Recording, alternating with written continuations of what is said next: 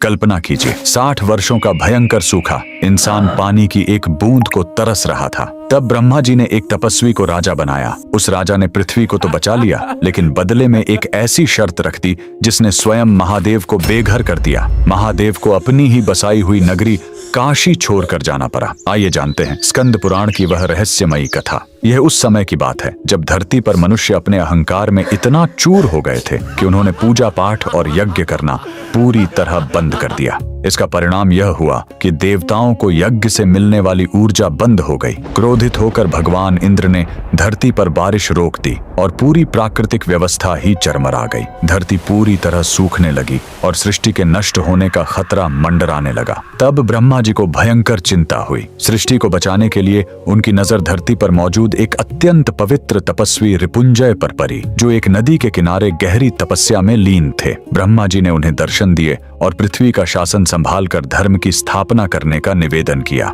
रिपुंजय मान तो गए, लेकिन उन्होंने परमपिता ब्रह्मा के सामने एक बहुत ही कठोर शर्त रख दी। रिपुंजय ने कहा, मैं पृथ्वी का राजा तभी बनूंगा जब धरती पर अदृश्य रूप में मौजूद सभी देवी देवताओं को अपनी अपनी लोक वापस जाना होगा, ताकि मेरे शासन में कोई ईश्वरीय दखल ना हो। पृथ्वी को बचाने के लिए ब्रह्मा जी को यह शर्त माननी पड़ी। इसी शर्त के कारण देवताओं के साथ साथ भगवान शिव को भी अपने त्रिशूल पर बसाई अपनी प्रिय नगरी काशी को भारी मन से छोड़कर जाना पड़ा। रिपुंजय, जो अब राजा दिवोदास बन चुके थे, उनके अद्भुत शासन से धरती फिर से हरी भरी, सुखद और मनमोहक हो गई। लेकिन उधर भगवान शिव को अपनी काशी की बहुत याद सताने लगी। राजा की एक शर्त यह भी थी कि अगर उनके राजपाट में कोई भी कमी या अधर्म पाया गया तो वे अपना पद त्याग देंगे। राजा की कमी ढूंढने के लिए महादेव ने पहले अपनी 64 योगिनियों को भेजा, फिर अपने गणों को भेजा और यहाँ तक कि ब्रह्मा जी भी काशी आए, लेकिन किसी को राजा के शासन में कोई कमी नहीं मिली। उल्टा वे सभी काशी की सुंदरता देखकर वहीं बस गए।